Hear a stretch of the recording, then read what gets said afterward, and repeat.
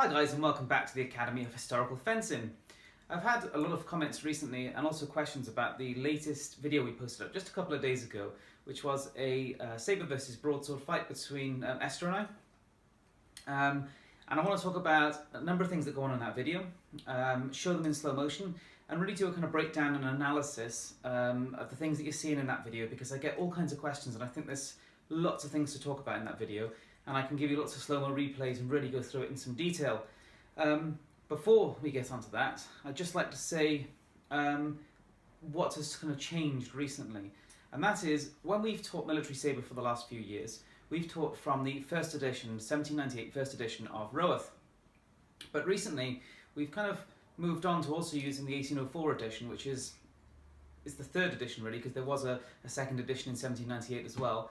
And it includes the 10 lessons of John Taylor, Broadsword master, who also introduced the system which Angelo shows on the Angelo posters, which since getting really nice quality scans of the Angelo posters, which I since restored, they've been really useful in interpreting the 10 lessons of John Taylor in Roath, because they are mostly the same. There's a few little differences here and there, which I'm going to talk about in other videos, but they're mostly the same. And therefore we've been working through this 10 lesson structure.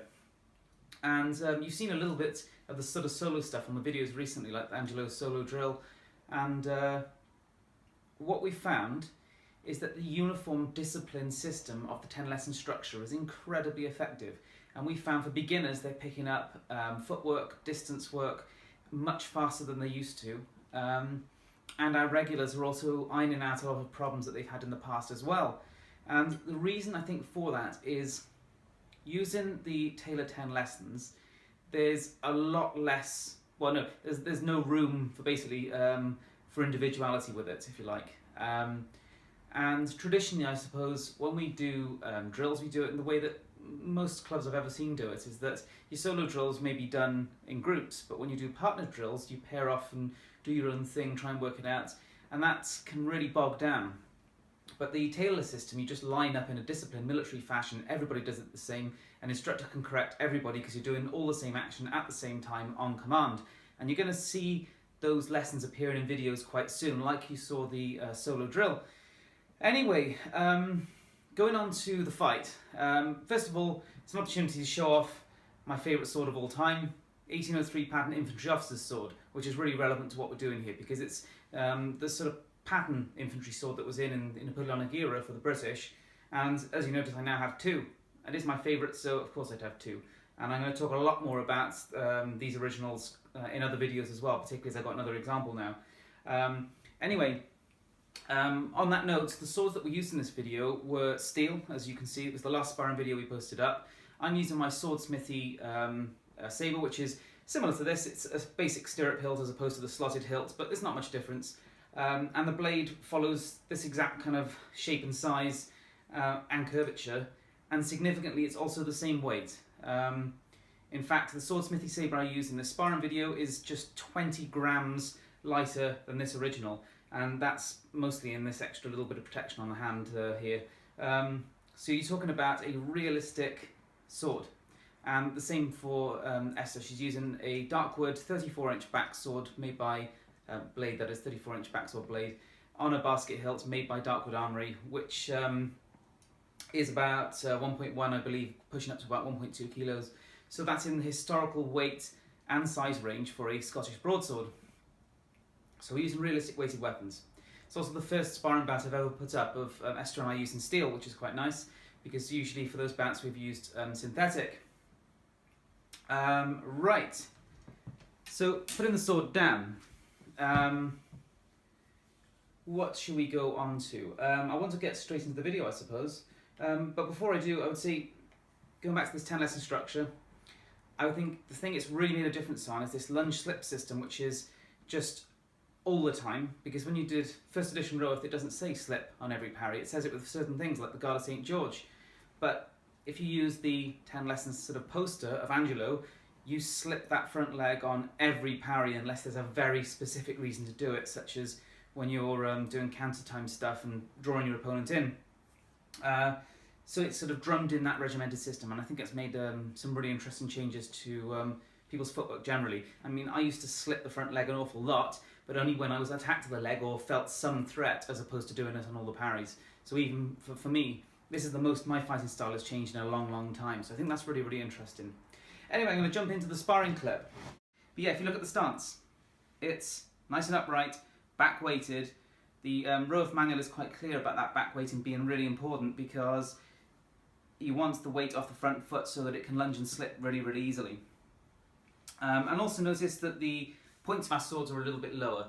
On the first edition Roaf, the swords are much more upright, and not just in the illustrations. In fact, in the illustrations they are completely upright, realistically. But the descriptions, it's described being much further sort of upright in the descriptions of, say, outside and inside guard, as opposed to the 1804 edition, where the tip is on line to your opponent's face or just a few inches above. So you notice it's a lot more point on line than some of the stuff I've posted before, which is also interesting, and did allow me some extra thrust work, which as a rapierist I like.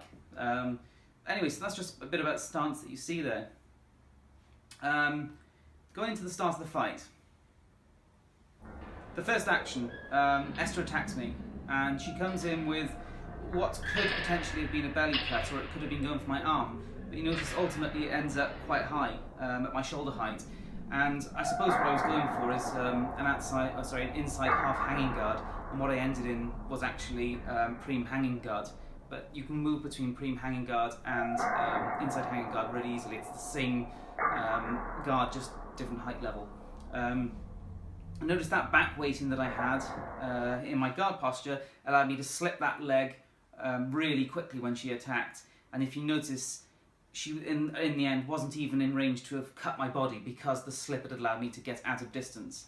And that's significant because not just in this fight, but well, no, especially in this fight, because she's using a sword that's much longer than mine.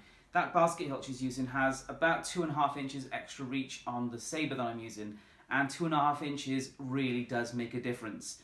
Probably in more ways than one, but it is significant.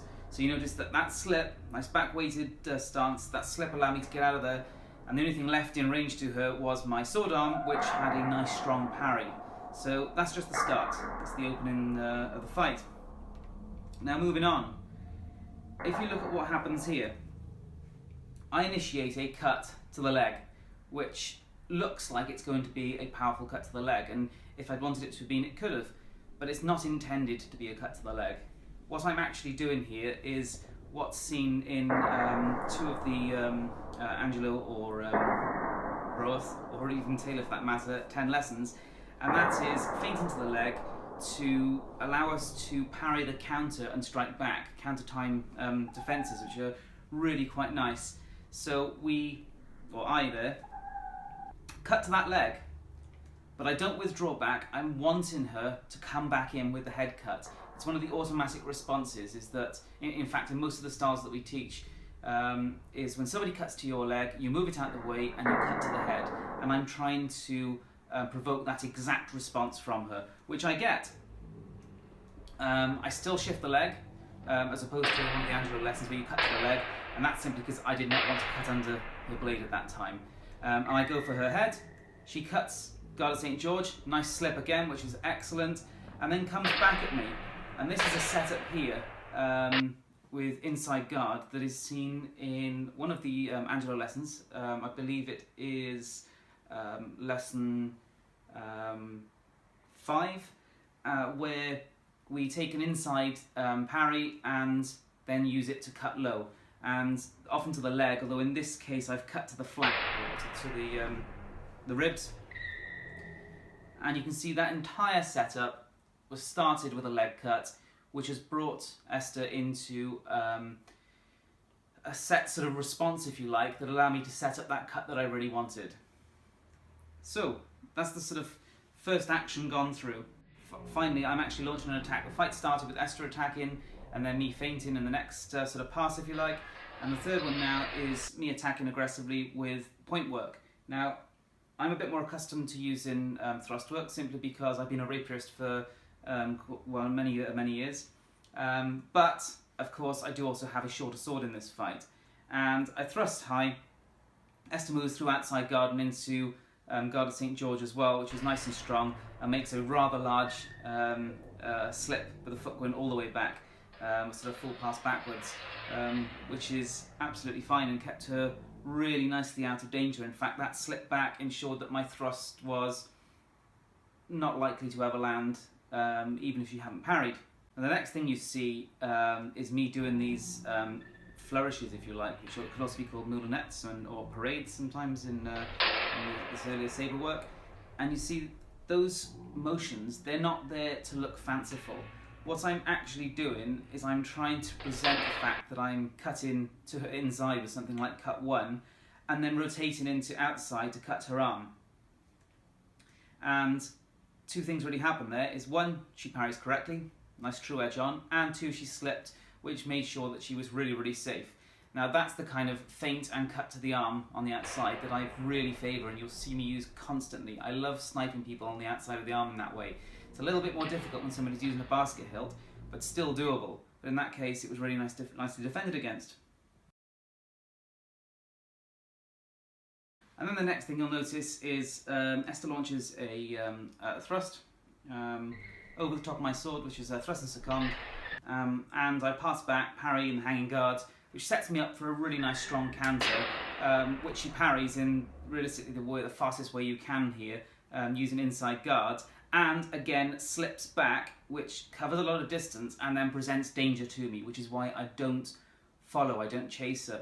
Now throughout this fight it's very, very clean. There's one double hit in this entire fight, and if you look, there's a real attempt at defending at all times and not chasing the point, and not going for that kind of sort of tag fighting. It's something that we encounter all the time in HEMA, not just in our club, I would say most clubs, is that because we're doing it for fun, people increasingly think to chase the point like you would in, say, sport fencing, and you really don't want to do that because defence is ultimately the most important aspect. It's no good getting the best hit in the world on your opponent if you also get hit at the same time. So there's a real attempt here to focus on not dying, which certainly is something that should be emphasised in swordsmanship. And you see another example of much the same thing here. Esther feints and she's trying to take my leg, and as she goes for that cut to the leg, she pulls back, seeing that she's going to lose her head. And this is the kind of situation where so often I've seen people carry on through to try and go for that leg cut, knowing quite, that they're going to take a heavy, heavy hit to the head. And if you notice here, both of us retract. I basically stop my leg short, and she withdraws quickly to make sure I don't take her head, which is a far, far better situation. Neither of us has landed a blow, and both of us getting hit. So there's a real emphasis there on defence and not getting hit. So we go back to thrust. So I'm thrusting here in second, and thrust and second can be very easily parried by outside guard. It can be bypassed really easily because the thrust, all the energy's coming forward. You don't need a nice strong parry, you've just got to displace very, very easily. But one of the nice things is that if you can constantly pressure people into wanting to take the hanging guard, as Esther's done here, this the thrust of seconds can go straight over the top. And in fact, it works even better with the curved blades, because even if they start moving over into the preem hanging guard rather than second, the curvature of the blade just takes it right around. So you see there, a thrust landed even against a strong hanging guard. So the next thing you're going to see is something which I've never done before. Yes, I do leg slips, but in this case I'm slipping the leg as a feint. That is the interpretation I have for the Angelo feints, shown in 3 different lessons of his, or divisions, where on the opening feint, the front leg, or at least the legs are brought together somehow. And I'm going to go into the reasons why I think that is in a separate video, because there are quite a few reasons and it's going to take a bit of time. But this is my interpretation, is slipping the front leg on the feint. And the interesting thing here, well, a couple of interesting things actually, is one, it set me up for the cut 3 to the wrist really quickly and really nicely, and my lunge was fast. I found this slip and lunge system to give the kind of fast twitch actions, which are proving really, really fast, which I'd been doing before against people attacking towards the legs, but now I'm doing as feints and parries and all sorts. But you notice here, I don't land a blow. Why don't I land a blow? Because Esther's using a basket hilt, which is an interesting difference between the sabre and the basket hilt. I set up my attack there. According to Angelo, that cut 3 that I deliver should have been parried with half circle guard. It's a fast snipe to the wrist and will be parried with half circle. And you can actually see exactly why here, because if that had been an open hilted sabre like I'm using, I would have had a hand or wrist. But she's using a basket hilt, and therefore I didn't. So you can see that basket hilts can be a little bit more forgiving in certain actions like that. Of course, you pay the price in weight, as well as dexterity with the grip, which is something else I'll have to discuss another time. Notice that she cuts back from that parry, so she slipped back and counters nicely, as well as another counter cut that follows it. Parried in guard of St. George, I come back, but she's still swinging, and at that point I can just see it's too dangerous to go on, and I stop. So then she comes back in from the slip position with a thrust under the sword. Thrust into yes. Well, I parried it in outside half hanger, which is a really good way to parry thrusts that are made under the sword. Of course, it doesn't set me up particularly well for a riposte, and in fact does her, and she does come immediately in with a cut 1 or cut 7 possibly, straight to the head. But because I'd already slipped back, I'm in a really, really strong position and can come straight back. Although once again you see she's in a strong position, so I stopped and reset. I didn't go after it. Sometimes you just have to calm down, reset, and go back at it. Now notice I launched a thrust and succumbed against her guard once again, and once again she went into a hanging guard, or possibly guard of St. George. Yes, guard of St. George, which was a bit stronger, but most significantly, she slipped. And if you see it in slow motion, if she had not slipped, there's a good chance that she made that parry. My point would have gone straight into her face. It's close, matter of inches away, but the slip made sure that she was safe. So the parry was good, but the slip was what really ensured that my point didn't land. And you'll notice that she also, as she comes back, countercuts against me, which would have had my wrist or hand, quite possibly, had I not gone into inside guard. Okay, so here you're going to see a different way of defending, and that is just using the body. And this is something that I've done over the years through rapier work, is simply voiding the body. So not parrying at all. It's entirely possible, and under certain circumstances, to avoid an opponent's blade just by using your body. However, it can get you undone, as you'll find later on in the fight, is that in this instance it worked perfectly well. But I did what I really shouldn't do, and I've been telling my students for ages not to do, and that is void but not defend with the sword. I lowered the sword. That's exactly what I've been telling people not to do for ages. So that just bugs the hell out of me, pisses me off. But that's good, that's what these videos are for, you can learn from them. So yes, my body void worked there, but you're going to see an example later on where it didn't, and it really let me down. So just because you've body void, don't forget to defend with the sword, or cover with the sword. So once again, you see me feint to the leg. It's this half-committed cut to the leg, which is a really nice setup because it can bait your opponent into something. But Esther stopped, recomposed herself, and came at me much stronger than was realistically I was hoping for. However, I came from a guard of St. George, and the last time this happened, I cut over to her head, and she parried it quickly with an inside guard, and that was a problem because she snapped back a cut at me. But notice this time, I go under, which is actually what's shown in the Angelo drill. So you feint low, parry guard of St. George, and then cut low. And in this instance, I did clip her. It wasn't the best of attacks because it was just with the tip, but it was still a cut to the flank, which was quite nice.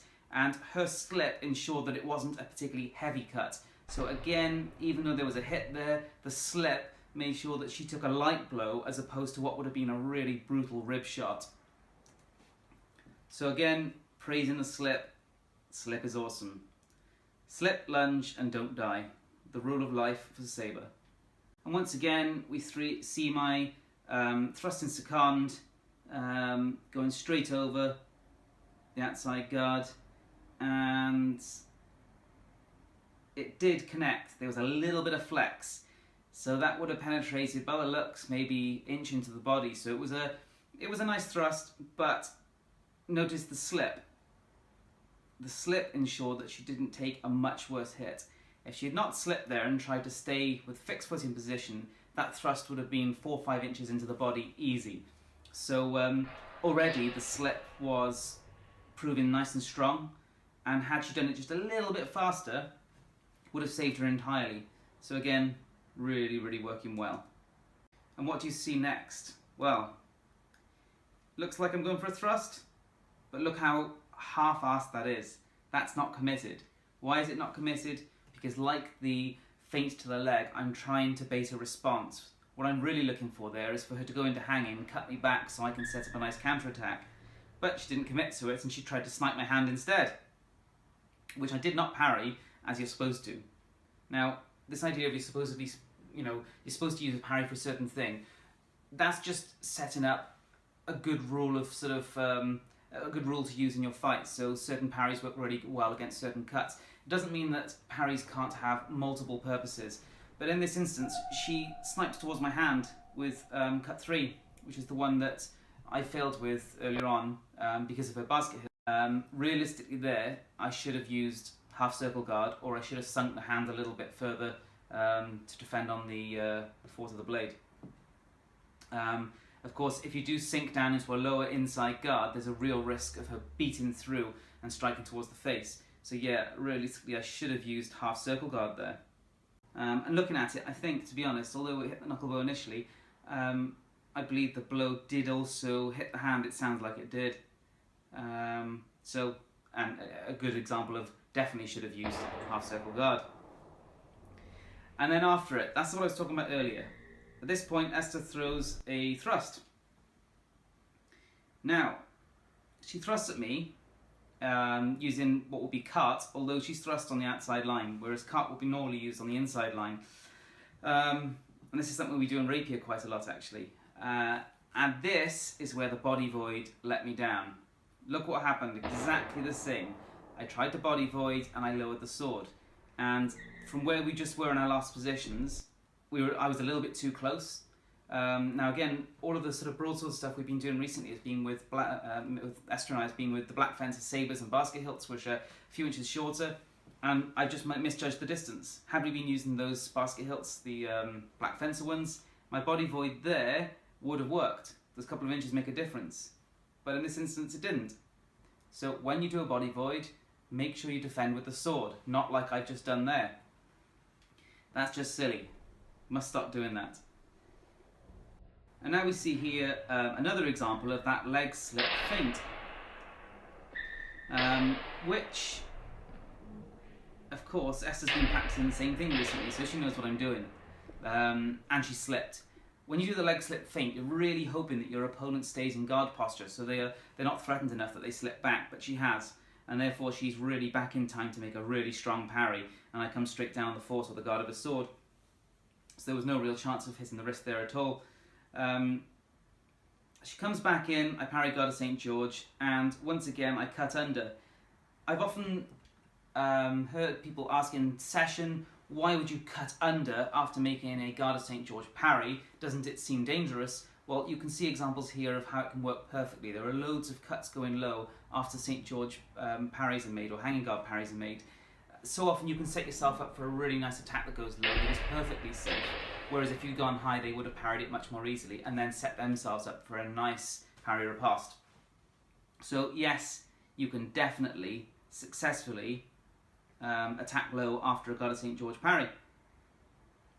And how does it end? I cut in towards her face, and she defends in a very high inside guard, which perhaps if she'd been using a stirrup hilted sword might have been an issue, hard to say.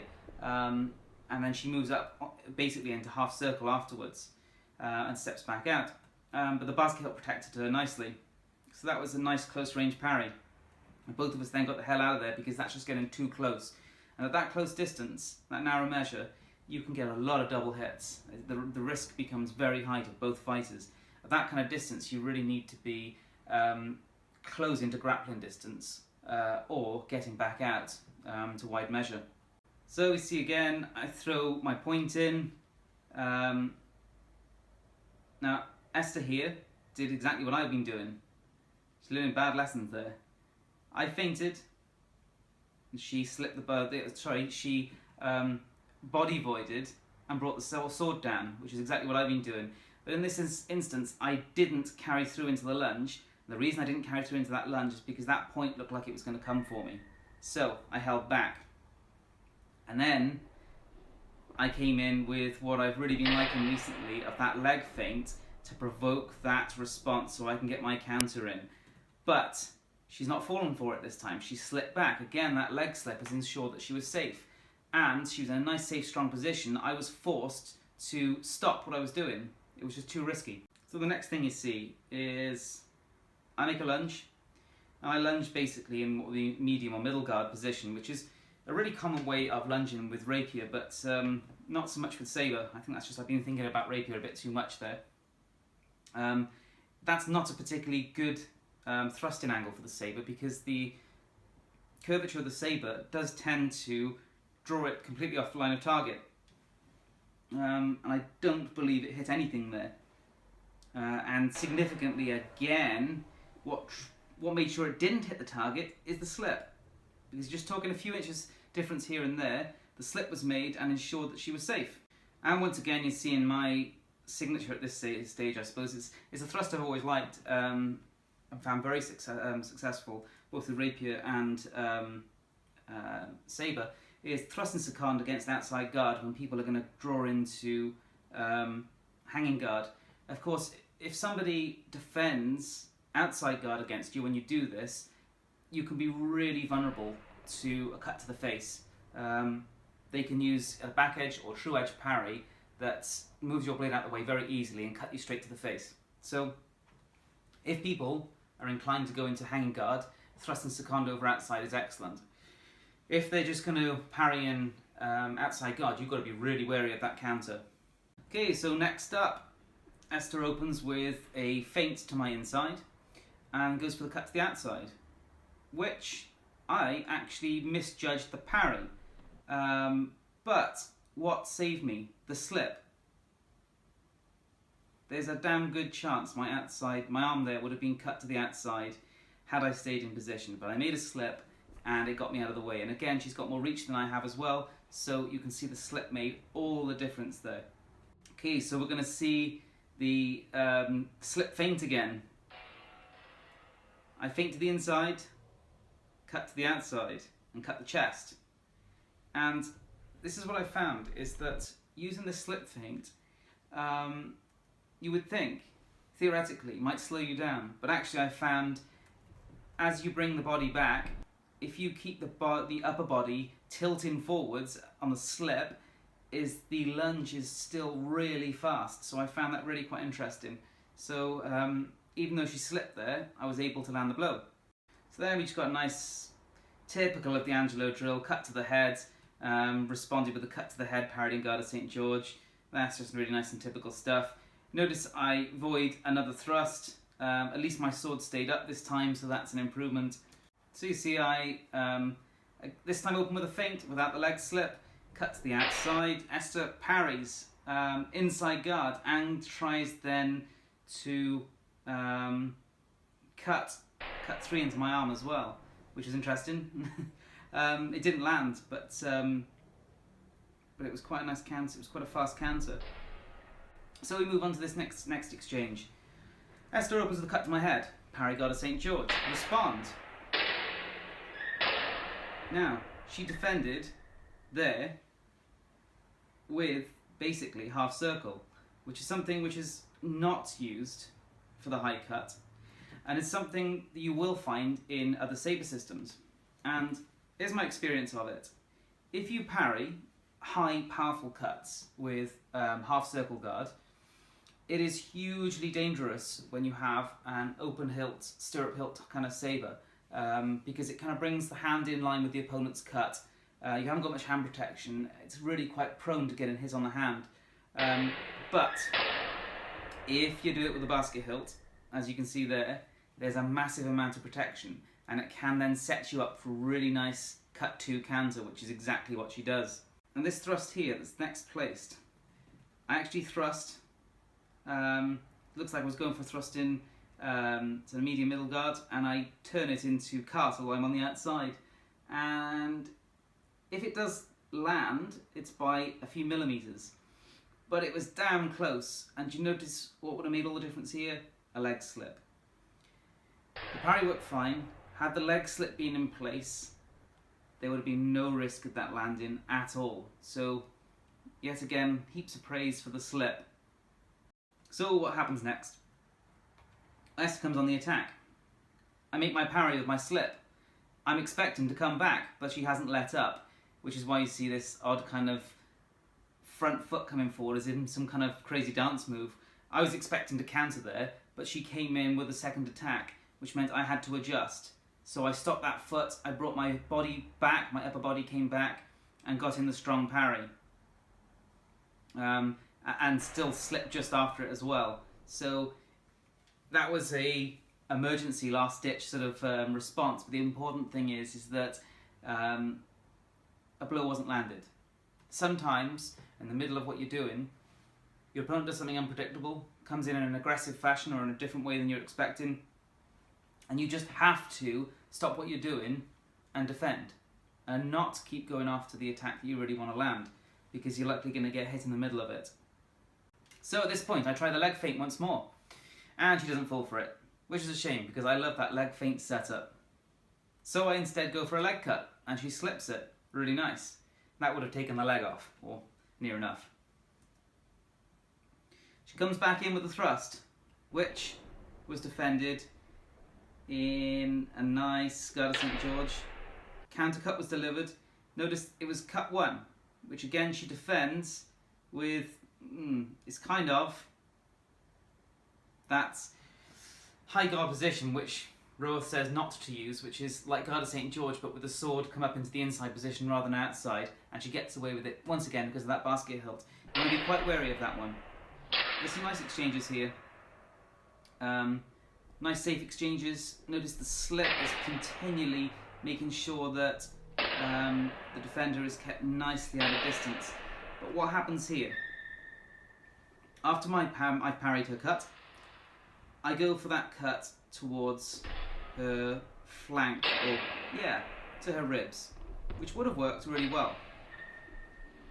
But it was launched just a little bit too late. Notice there's a little bit of hesitation from the parry, and after I've landed it, look where my leg is. It has not slipped quickly enough. I didn't even make a full slip, and it did not slip quickly enough. So hesitation after the parry, and not a good enough slip. And as a result, I got that rib shot, and she clipped my thigh as well. So it was a good lesson there. Don't hesitate after your parry, and make sure you make the full slip. Okay, so once again, I try and use the leg feint slip. I come in to do what I want, but she's already slipped back, she's too far away, and she's launching a counter-attack. So I've had to change my footing, go to guard, and slip back as she attacks. I deliver my counter, and she comes into that inside or half circle guard. Comes back with cut 2, which is definitely Esther's favourite. Parried outside guard. I come back in and snipe the wrist. Now that is quite difficult against a basket hilt. Against open hilts, that outside arm snipe is really quick, really effective. You do want to be wary against using it against people with basket hilts, because the basket can defend it and they just set up a nice parry riposte from it. So do be a bit wary of that one.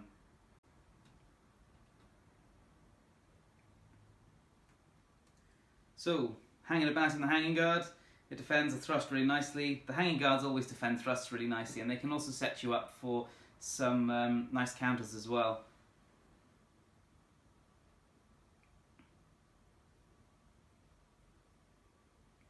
Esther slips out of the way of my thrust.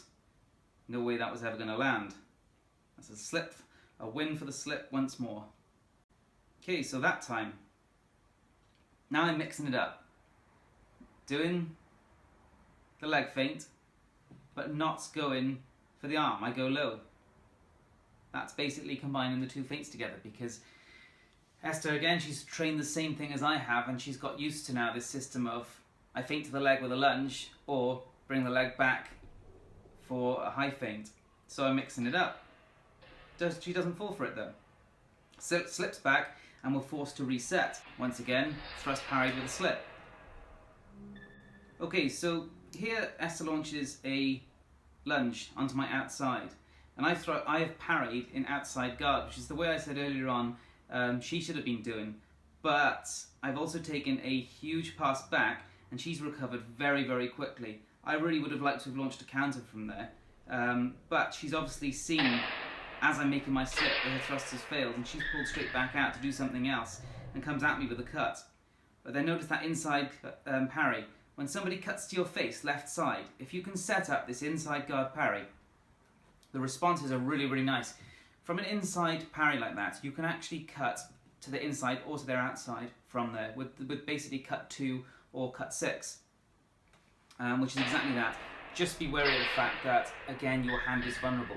It's much easier to defend with the hanging guard against cut 1 as opposed to using inside guard. But if you can get the inside guard set up there, the responses are really, really nice.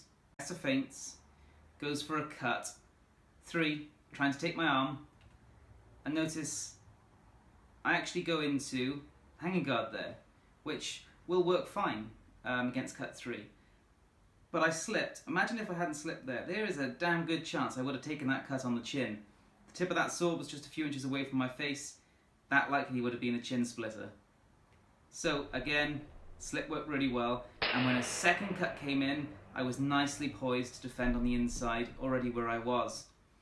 Thrust follows it, and again, I've got good distance because I was slipping all the way. Now this is something I really like to use, is a thrust and second where I follow it with an inside parry, which is what I've done here.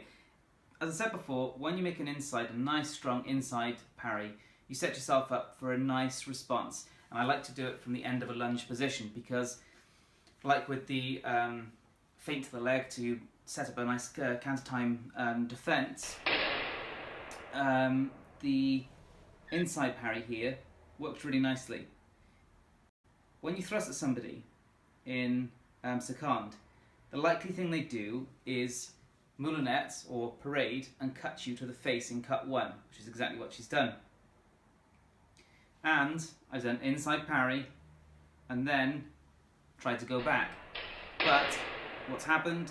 Well, she moved back. She maintained proper distance, and therefore I had nowhere to go. Normally I'd go for people's flank or their leg, possibly even their arm at that point. And if you look here, what happens here? Esther takes a snipe at my hand and cut 3. I respond in a way which actually is straight out of Roath 1st edition, where he explains that there are various other inside guards, and against the snipe to the wrist, this is how he defends against it, which is by slipping the or passing the front leg back and defending with a very low inside guard. So it does work, but the later manual, Angelo, prefers the half circle guard. But of course, we've been doing that version for so long right now, it's just drummed into me. But it still works. Notice the leg slip. Every single style that we teach in the club, longsword, rapier, mezza, all of them, and plenty of others, it's the standard method. Somebody attacks your leg, you shift it. And the only reason you don't shift it is if you're on a horse because you can't move the leg and then you have to parry it. But the basic rule is if somebody goes for your leg, you shift it out of the way and, where possible, hit them at the same time. And that's shown really nicely on the Angelo poster as well, of course. If you look at the guards poster, it's an exact example of that happening. So that would have been a really nice, powerful cut with the broadsword to the leg. It was definitely in distance. It was going to have me at the shin by the looks. And that pass back, that's how you defend against the leg cut. Now, how I respond, because after the cut, Esther comes back in with cut 1. And I've defended with inside guard. And look, she tries to cover distance back quickly. But what has she done? She's lowered her sword, which is exactly what I've been saying I was guilty of in this fight as well, is that we need to avoid is when you're moving back and voiding, don't drop your sword. Make sure it stays up there to protect you, even if you don't think you need it. And as a result, I was able to snipe her arm. And if you look here, both of us want to try and set up the leg feint, which is hilarious. So we've both done exactly the same thing, and then both realised, ah shit, we can't do the identical thing. We haven't even got the distance anymore. So we step back into guard, Esther feints and then cuts to my arm outside and makes it, which is nice. She sold the feint really well, cut to the arm outside. And that's the end of the fight. So that's the fight gone through. I hope you enjoyed watching. I'm going to talk a lot more about the 10 lessons of Taylor in the next few weeks. I've got the posters which I restored, so they're going to be linked so you can actually get to see those as well. We found it massively beneficial to what we're doing. The discipline structures work really well for our students. They've also really enjoyed it, and we've been able to correct and improve them a hell of a lot faster. Now, Esther, for example, she always worked well with sword and buckler, but could never nail down single sword work based on the leaf foot staying forwards and lunging. And what we found is going into the automatic lunge slip drill has fixed her footwork far quicker than anything else we ever managed to do, or tried. So we found it hugely beneficial, and we've seen beginners have got into a really good system, a really safe system of fighting very, very quickly. So you're going to see lots more of that quite soon. Anyway, I hope you enjoyed the video. Please, if you've got anything to add or any questions you'd like to ask, put them in the comment section. And if you haven't subscribed, please do so. Thanks for watching.